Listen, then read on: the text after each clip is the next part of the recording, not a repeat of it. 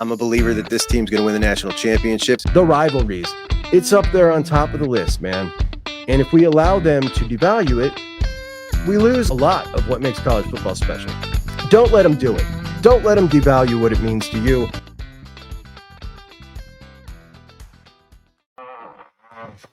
And welcome in, it's Juck. Appreciate you so much for watching today. Listen, this is just a brief tidbit, a little nugget, because I saw something.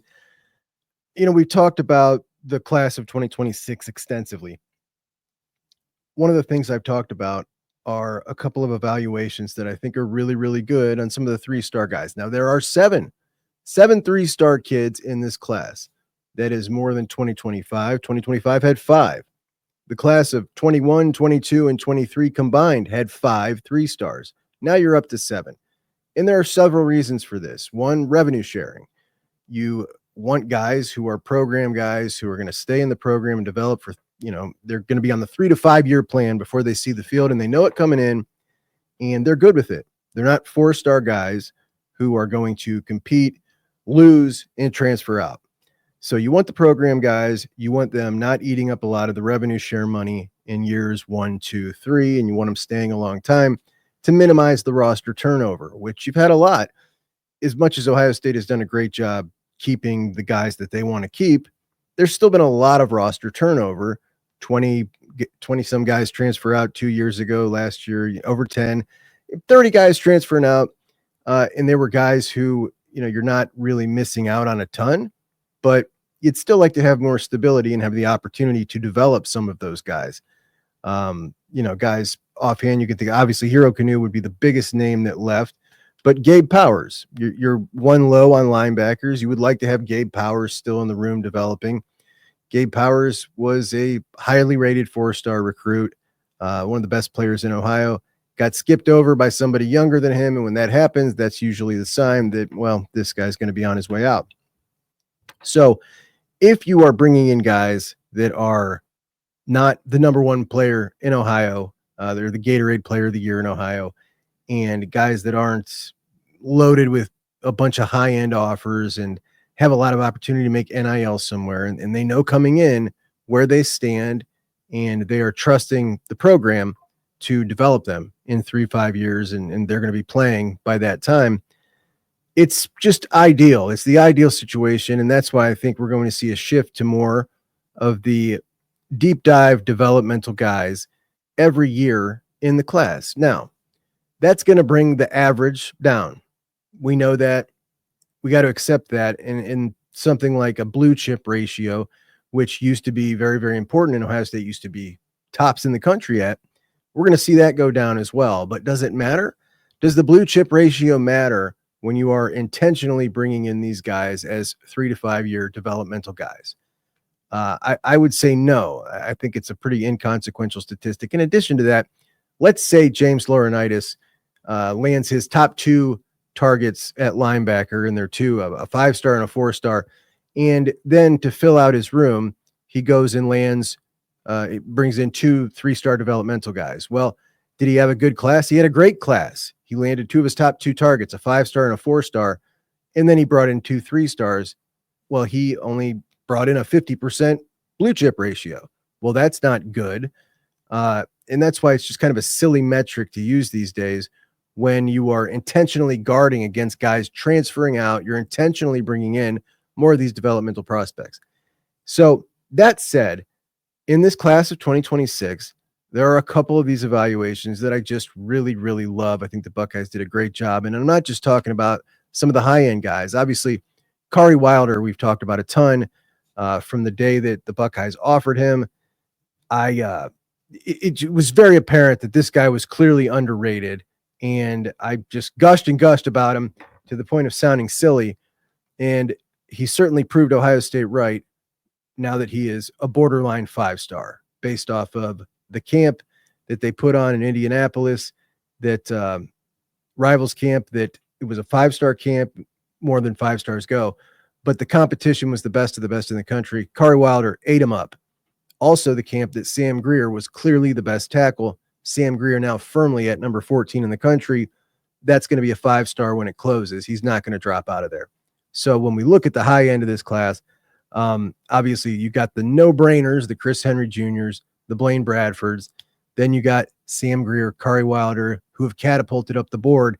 And if Kari Wilder has a big-time senior season, which I think he will, he could potentially creep into that 5-star grade as well. And you could be looking at a 4 or 5-star class, and that would be fantastic based on what we've kind of gone through this cycle with the spending and stuff. And we won't get into that today.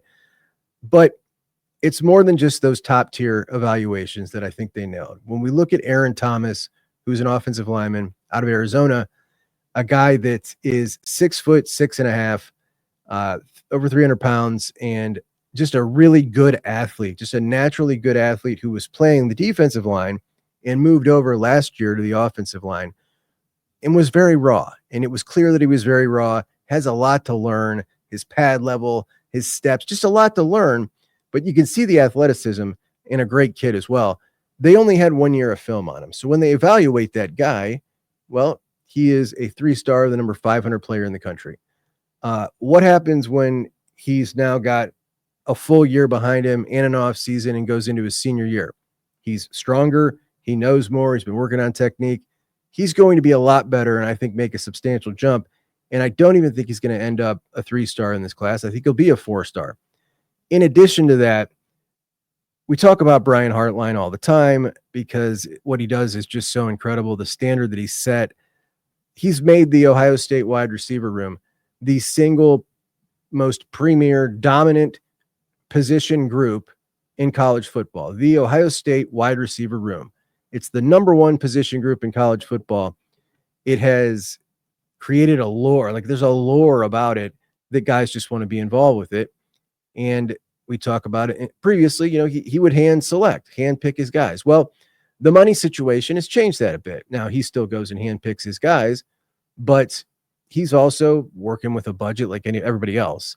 And he can't just go get, there have been classes where he's had 4 top 100 wide receivers. He can't go do that anymore because it's just too much money to invest. Now he still gets the support. He still gets the support more than anybody else, but his guys also take a lot of discounts. They take discounts because of the proven track record, not just that, but the way his guys excel in the NFL as well.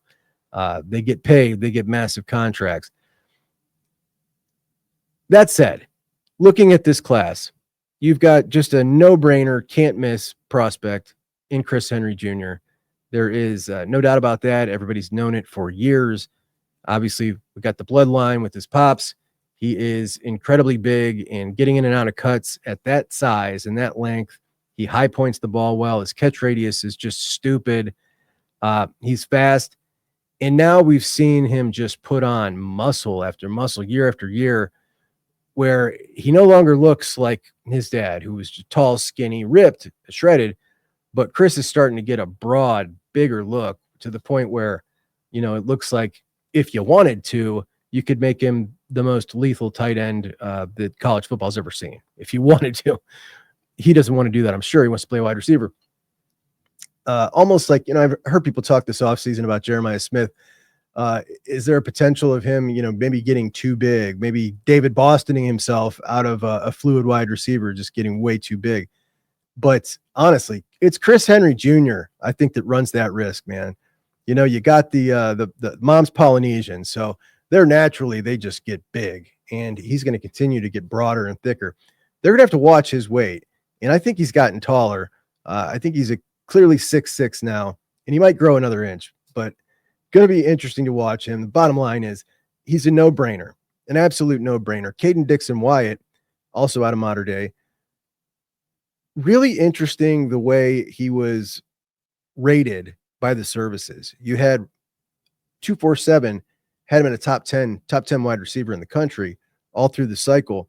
And On 3 had him like outside the top 300 overall prospects. It's really strange to see such a difference on a guy that's clearly so dynamic.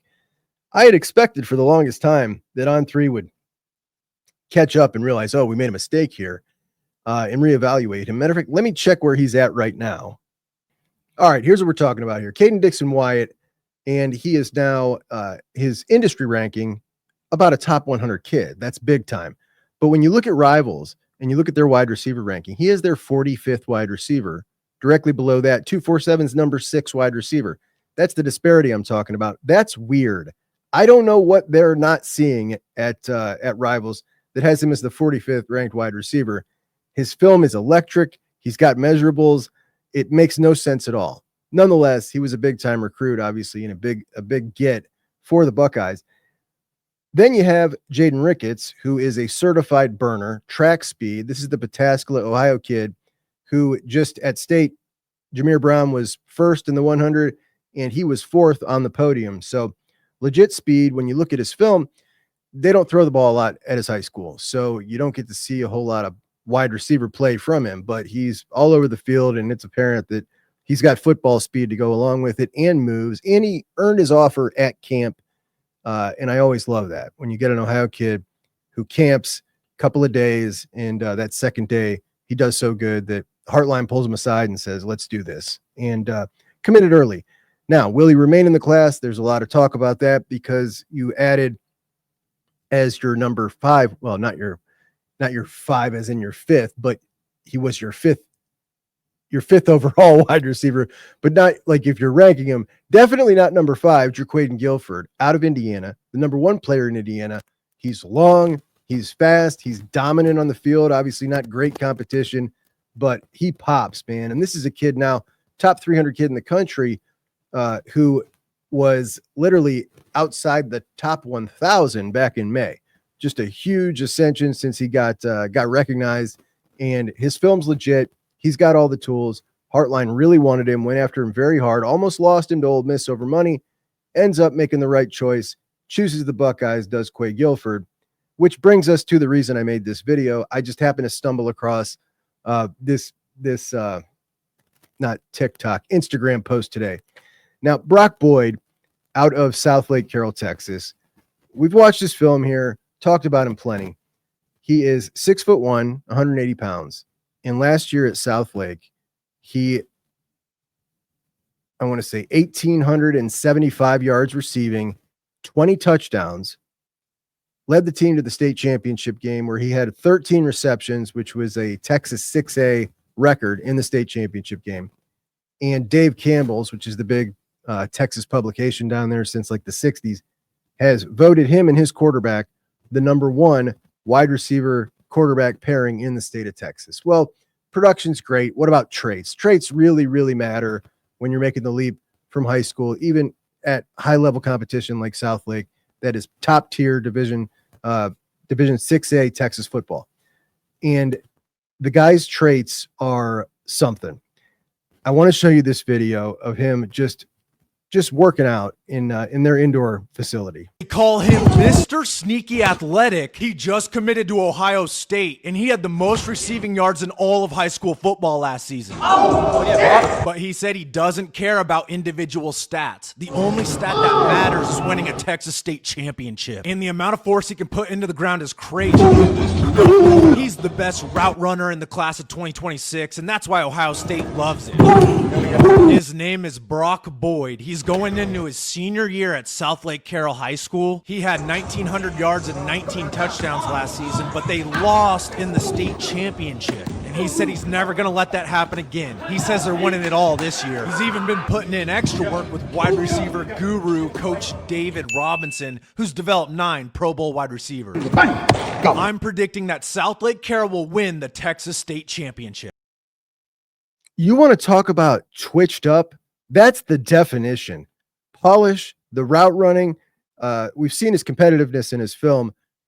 This kid is something, man. And I know there's the obvious elephant in the room, as the guy just says right at the beginning of his video, Mr. Sneaky Athletic, right? We know what that's code for. That dude is legit. What's he rated? He is a industry 3-star, the number 500 overall player in the country, the number 79 player in the country, or 79 wide receiver in the country via the industry ranking. 247 has him outside the top 100 players in the state of Texas. That's absurd. So, like we say, talked about the evaluations earlier. You would think that when Brian Hartline goes and picks a guy that's committed to TCU and says, okay, nah, that's my guy. that people would maybe do a double take and say, wait a second, did we get this one right?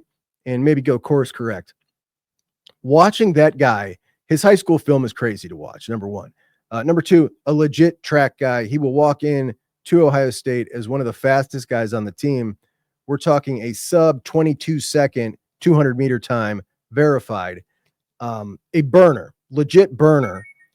And watching him run those routes, watching those moves, that twitch, the competitiveness, it is clear this guy's been working at this a long time, got the physical tools necessary, and he's going to walk in 2 steps ahead of most freshmen because he's clearly had a lot of training. And the fact that Hartline went and sought him out at first, I was like, come on, man. This just feels like a number. It felt like a number. Boy, was I wrong. This guy is legit. And now when we look at the freshman class right now with Quincy Porter, with Phillip Bell is going to be one of those dudes. So it looks like 2 big-time hits in the class of 2025. And this crew in 2026, when you are not doing what you used to do, which is just grab 4 top 100 wide receivers, right? You're looking for finds. You got your big name guy in Chris Henry Jr., Caden Dixon-Wyatt to go with him. They certainly look like 2 bona fide dudes. Then Jerquaden Guilford and Brock Boyd also look like bona fide dudes to me. They really do.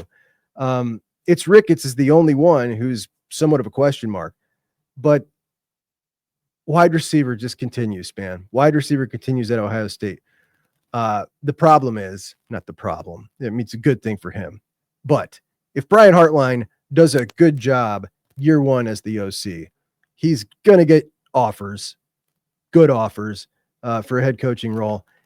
If he does a good job for 2 years as the offensive coordinator at Ohio State, it's curtains. He's going to get an offer that's too good to turn down to go be a head coach. And he's going to be a great head coach. Every challenge that's been offered to him, he's accepted an opportunity to grow. And I don't know what happens with the Ohio State room after he leaves. It's obviously going to go down, but there's still going to be an opportunity to keep that legacy alive, with whoever they bring in after him. But it's just, it's something to really recognize and enjoy. You just can't say enough about it, but we've never seen anything like this at one position, really in my lifetime as a college football fan. At one position, I'm not talking Ohio State, I'm talking in college football, one position be so thoroughly dominated and great at one school for this amount of time. It's just bizarre. And it is fun to watch. So I will enjoy it as long as it lasts. But another crew of total dudes here in the class of 2026. And again, I just saw that video and I wanted to come on here and ramble about it for a few. Anyway, appreciate you guys. Talk to you soon. Juck 'em Bucks out.